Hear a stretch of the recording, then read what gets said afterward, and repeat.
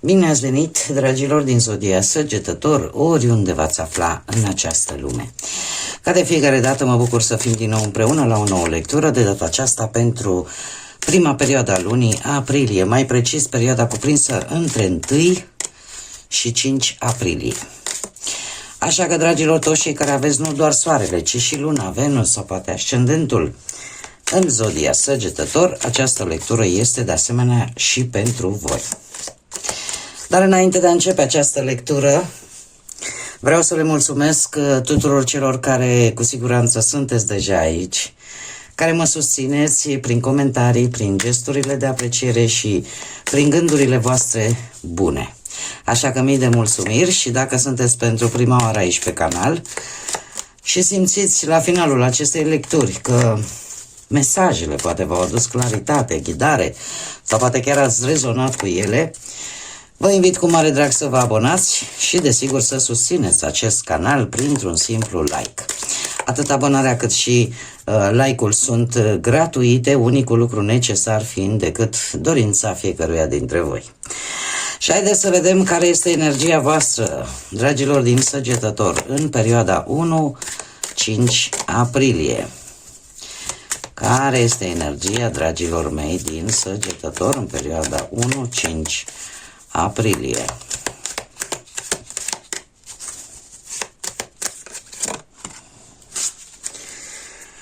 O energie de anduranță, de rezistență și de impuls în a continua să mergi înainte.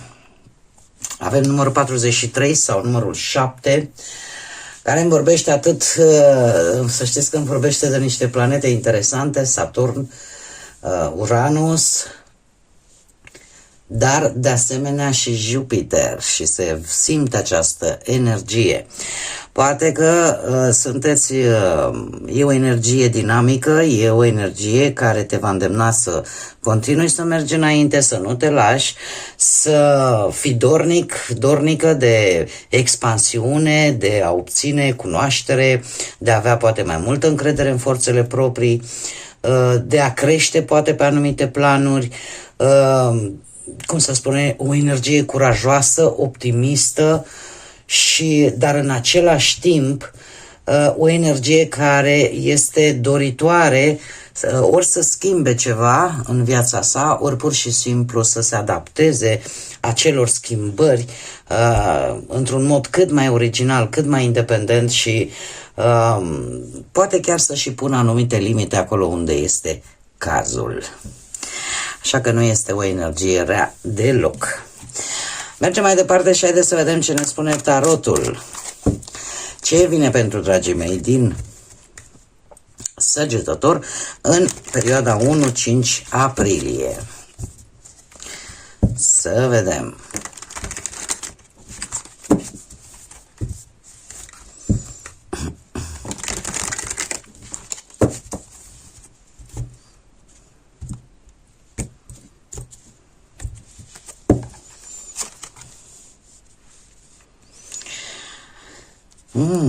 Interesantă provocare. O provocare care vine... interesant.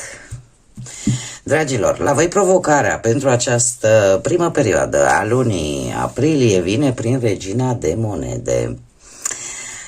Poate că unii dintre voi aici avem mai multe zodii, ori aveți legături cu zodii de pământ, Taur, Fecioară, Capricorn, sau cu zodii de apă, Rac, Pești sau Scorpion. Sau poate că unii dintre voi chiar aveți în harta voastră astrală aspecte planetare legate de aceste zodii și atunci cu atât mai mult se accentuează energiile.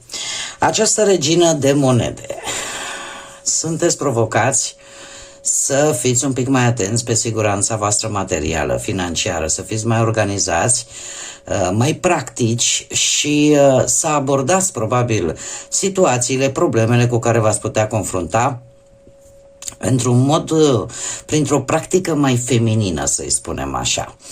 Adică să o faceți într-un mod mai intuitiv, să vă creați poate un anumit confort și în același timp totuși să nu neglijați anumite energii din jurul vostru. Dacă vorbim de partea asta profesională, se pare că este nevoie de competență, este nevoie de organizare și dacă simțiți că aveți legătură cu zodii de Pământ, Taur, Fecioară sau Capricorn, să știți că aveți capacitatea să administrați foarte bine o afacere, poate, sau să combinați, să reușiți să combinați atât cariera voastră profesională cât și responsabilitățile voastre familiale. Dacă vorbim totuși de o altă energie care are legătură cu locul de muncă sau cu viața, cariera voastră profesională, trebuie să vă spun că este cineva care încearcă să țină lucrurile în ordine. Poate la locul de muncă. Unde ar trebui voi poate să fiți un pic atenți la faptul că apare această tendință de a prelua prea multe responsabilități și asta strânge oboseală, da? De unde? Din dorința voastră de a avea grijă așa de cam de toată lumea. Dacă menținem varianta asta profesională, avem un rege de cupe. Să știți că diplomația, mai ales dacă aveți și vreun ascendent în zodii de apă, diplomația nu o să vă lipsească. Este renumit regele de cupe, mai ales pe partea asta profesională, că poate lidera, poate conduce, poate face față anumitor situații la nivel profesional cu calm, cu înțelepciune. Cumva, chiar și atunci când se implică, poate într-o echipă, poate într-o echipă de asta de manageriat, de conducere, știe să consilieze, știe să soluționeze anumite conflicte, așa că cumva are această capacitate. Așa, per general, putem vorbi de soluționări de conflicte, soluționări în luarea unor decizii, poate destul de echilibrate, un pic intuitive, aș spune, dar bazate chiar și pe rațiune. Deci să apară o energie care să consilieze cumva sau să soluționeze anumite situații cu care voi puteți să vă confruntați la locul de muncă. Șasele de monede este o carte cu energie karmică care pe planul ăsta al muncii îmi vorbește de faptul că e posibilă chiar o recunoaștere pentru munca pe care voi o depuneți și chiar să aveți rezultate pozitive. Rezultate pozitive prin faptul că, nu știu, vine șeful, șefa sau dacă sunt superiori, că sunt poate aprecierea colegilor. Cert este că primiți o laudă din partea superiorilor, poate chiar și o mică promovare, da, nu putem exclude nimic. Cert este că veți primi un sprijin. Veți primi un anumit sprijin din punctul ăsta de vedere și chiar ați putea să împărtășiți experiența voastră și cu alte persoane care poate ar avea nevoie cam de același lucru. Dacă vorbim de partea bănuților îmi arată o bună administrare a banilor și a resurselor. Poate nu neapărat despre vreo bogăție imensă, dar cert este că această perioadă pentru voi este o perioadă stabilă. Gestionați destul de inteligent bugetul și faceți investiții prudente, în așa fel încât să vă creați un mediu cât mai confortabil în căminul vostru, acasă la voi, sau unde voi vă simțiți ca acasă. Regele de cupe, desigur, vine și el cu niște câștiguri, poate din activități în care voi vă implicați, să zicem așa, un pic emoțional, dar și creativ. Nu știu, dacă faceți ceva social, la nivel social, între ajutorare, ceva de genul ăsta, sau vă ocupați poate chiar și de artă sau de resurse umane, de ce nu, dar această perioadă pentru voi este o perioadă bună în care voi vă planificați și vă gestionați resursele cu foarte mult echilibru și calm. 6 de monede, desigur, pe partea banilor, aduce posibile câștiguri sau bonusuri temporare. Da, adică nu pe termen lung. Poate să-ți vină o sumă de bani acum și cam atât. Da, și să nu continue să vină ciclic, ca să zic așa. Ori că primiți un cadou sub formă de bănuți, ori o recompensă pentru muncă, ori un sprijin din partea cuiva într-un moment în care voi chiar aveați nevoie. Cert este că ca voi să folosiți aceste resurse de bănuți cu responsabilitate și, în general, bine ar fi să vă construiți, nu știu, să vă gândiți la un plan pe termen lung, totuși. În același timp, acest 6 de monede pe partea banilor, să știți că vine și cu un mic sfat, ca să zic așa, și acela de a nu aștepta să vină inițiativa din partea altora în loc să acționați voi singurei. Adică e posibil ca uneori, nu știu, să vă bazați pe un anumit sprijin extern și nu neapărat pe propria resursă financiară pe care voi o aveți aici. Dacă vă regăsiți, trebuie să aveți un pic de grijă.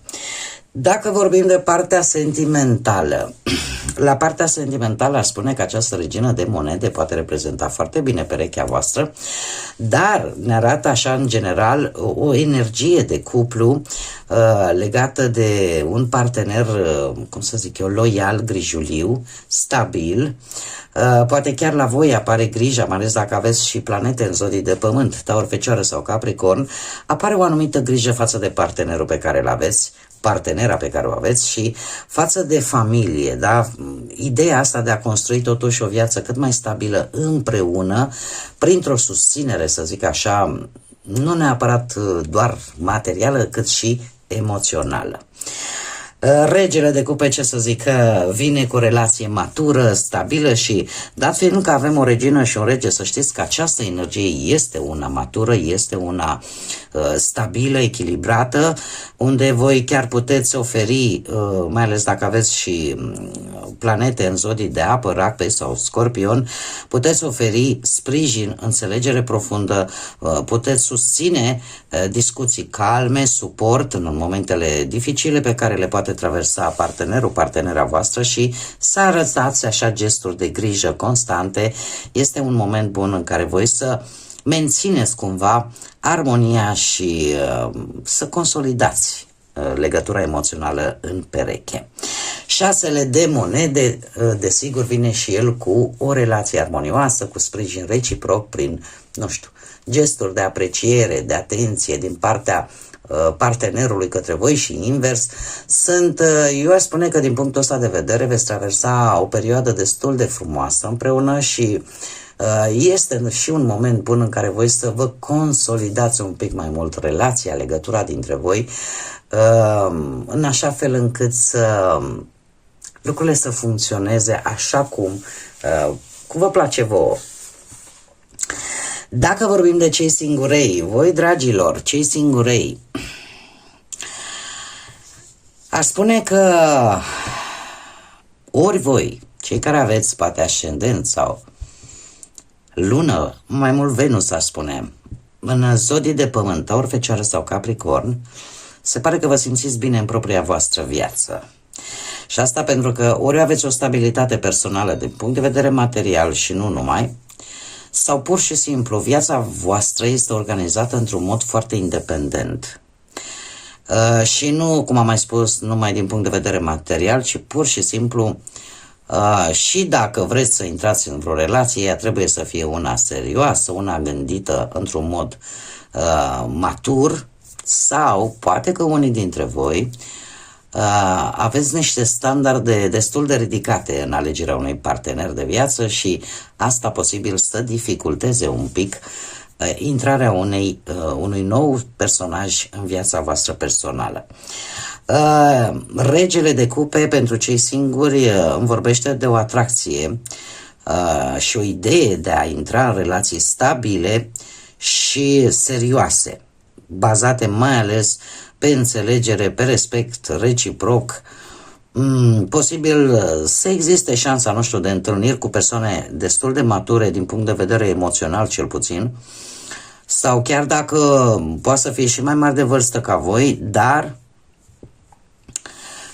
și dacă nu sunt, cum am mai spus, gândirea lor din punct de vedere emoțional este foarte matură și asta poate să vă asigure și un moment bun în care să vă alegeți un partener, dacă asta vă doriți. 6 de monede apare un sprijin sau o atenție mărită din partea unor anumite persoane care încearcă poate să vă ajute sau să facă anumite gesturi de afecțiune prin mici întâlniri plăcute, întâmplătoare, da? În care ați putea să le lua așa ca pe niște momente bune în care voi practic să vă bucurați de aceste conexiuni și să vă dați seama că totuși atrageți oamenii și veți aprecia, atât voi cât și persoanele respective, veți aprecia aceste întâlniri, vă veți bucura de ele și în același timp aș spune că puteți atrage persoane tocmai pentru bunătatea voastră, ceva ce voi faceți dezinteresat. Haideți să vedem care este și surpriza, un 5 de spade. Dragii mei, vedeți că în această primă perioadă de aprilie este posibil să fiți angrenat în anumite lupte, în anumite discuții contradictorii, în anumite dispute care nu or să vă ducă nicăieri. 5 de spade îmi vorbește de lecții, dar lecții din situații care, cum să spun eu, în care voi trebuie să fiți înțelepți și să nu intrați, să nu răspundeți la acele provocări. Pentru că 5 de spade este cartea care ne vorbește de lecții și de maturizare. Și poate de uneori și de ideea aia că chiar dacă vei pierde ceva, trebuie să mergi mai departe. Sau chiar dacă te poți confrunta cu un anumit adevăr, îți place, nu-ți place, totuși trebuie să mergi mai departe. Asta poate apărea în orice domeniu al vieții în această perioadă, nu știu, poate chiar și la muncă. Am văzut că sunt posibile, poate anumite situații conflictuale, dar sau dezacorduri, de ce nu? Poate nu neapărat în care voi sunteți implicați în mod direct, ci poate între colegi, între șefii voștri, dar dispute. Alegeți-vă bătăliile, nu intrați singurei acolo unde, cum să spun eu, lucrurile se generează în tot felul de tensiuni. Adică învățați totuși. Și dacă intrați, învățați totuși din această lecție, pentru că sunt situații în care practic nimeni nu câștigă. Și dacă ai senzația că ai câștigat ceva, de fapt este o falsă impresie, pentru că pe termen lung, de fapt, nu se câștigă absolut nimic. Cam asta este morala acestui 5 de spade. Dacă vorbim, nu știu, de bănuți, mare atenție la disputele cu partenerii de afaceri, cu posibil anumite pierderi temporare de bănuți din cauza unor decizii pripite. Sau, știți cum e? Sau din cauza unor cheltuieli neprevăzute, dar în urma unui conflict la care voi ați participat. Tocmai de aceea e de fapt o atenționare această surpriză pentru voi, să nu intrați în acele tensiuni, dispute care mai ales nu sunteți implicați direct. Pentru că chiar vă pot afecta. Și dacă vorbim și de partea sentimentală, atenție la orgolii, atenție la acele momente în care poate partenerul vrea să aibă dreptate și voi vreți să aveți dreptate, pentru că de aici se pot isca tensiuni și, cum am mai spus, toate aceste neînțelegeri duc la ceartă, duc la niște conflicte practic din orgolii diferite și păreri diferite și care nu aduc nimic bun până la urmă. Dar este o luptă și un consum de energie fără sens. Cei singurei, și voi ar trebui să aveți un pic de grijă, pentru că poate exista o persoană sau o situație conflictuală care să vă provoace. Poate pe voi să vă provoace să vedeți un adevăr pe care nu vreați, și asta să aducă și niște dezamăgiri cu ceva din trecut. Mare atenție, nu cu ce vine acum, cu ceva legat de relațiile din trecut. Posibil vreo persoană din trecut să încerce, să zicem așa, să deschidă vreun subiect legat de ce ați avut voi înainte, așa că învățați lecțiile trecutului în așa fel încât să nu vă implicați în situații care deja știți cam care este rezultatul. Haideți să vedem acum și mesajul angelic pentru voi, dragilor, din Săgetător în această perioadă și îl avem pe Rehael, care spune în felul următor: că ar trebui să vă dedicați ceva timp să petreceți alături de copiii voștri, de părinți, de bunici și să împărțiți această energie cu familia, cu cei apropiați vouă. Să știți că mi-a mai căzut acest mesaj și la alte zodii. Nu știu să vă spun exact acum care sunt, dar știu că mi-au apărut de cel puțin 2-3 ori. Este de fapt un îndemn de a vă recăpăta acea liniște, făcând lucruri plăcute alături de cei pe care voi îi iubiți și care vă iubesc la rândul lor. În felul acesta poate vă căpătați această energie de a merge înainte, de a îndura, de a rezista în fața oricăror provocări care ar putea să apară în această perioadă. Bun, dragii mei, cam acestea au fost mesajele pentru voi. Eu vă mulțumesc că mi-ați fost alături și până la o nouă lectură, nu uitați, suflete frumoase, să zburați înalt și să lăsați ca lumina, pacea, iubirea și credința să vă însoțească la fiecare pas.